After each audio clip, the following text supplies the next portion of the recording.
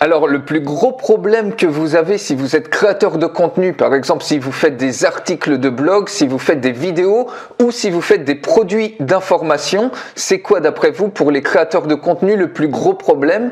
Eh bien, c'est qu'ils ont 80% du temps qui est perdu, qui n'apporte aucune valeur ajoutée.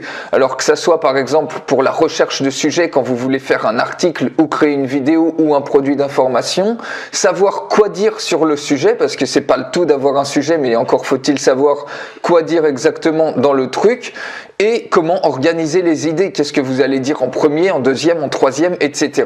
À chaque fois, ça vous fait perdre un temps monstre, ce truc-là. Après, il y a la mise en forme finale, donc tout ce qui est relecture, correction des fautes de grammaire, d'orthographe, retourner les phrases, etc. Faire le montage vidéo. Et après, il y a la publication, donc tout ce qui est mettre le truc sur votre blog, sur YouTube, sur Facebook, etc.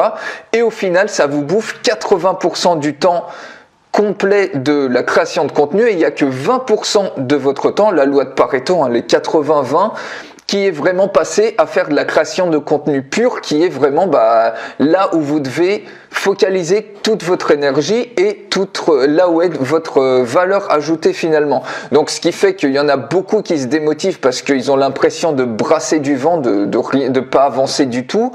Et il y en a très peu qui finalement ils tiennent la cadence sur le long terme pour créer du contenu régulièrement, par exemple tous les jours, et presque tous du coup se font manger par ceux qui arrivent à créer rapidement du contenu en masse, qui arrivent à faire plusieurs articles par semaine, une vidéo, un article par jour, etc.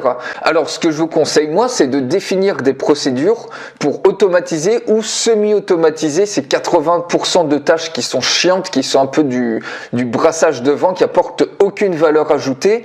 Et comme ça va vous permettre, si vous automatisez ça, vous trouvez des templates, des systèmes pour supprimer au maximum ce temps à non-valeur ajoutée. Vous allez ainsi pouvoir utiliser ces 80% du temps qui sont perdus actuellement pour créer du contenu. Vous focalisez sur là où est votre valeur, c'est-à-dire à 100% créer du contenu à valeur ajoutée, et donc produire beaucoup plus que n'importe qui, que ce soit des articles, que ce soit des vidéos ou que ce soit des produits d'information. Donc comme ça, vous allez pouvoir être omniprésent, puisque les gens, quand ils iront sur Google, c'est sur vous qui vont tomber, puisque vous allez produire plein de points d'entrée comme ça, puisque vous allez créer du contenu en masse.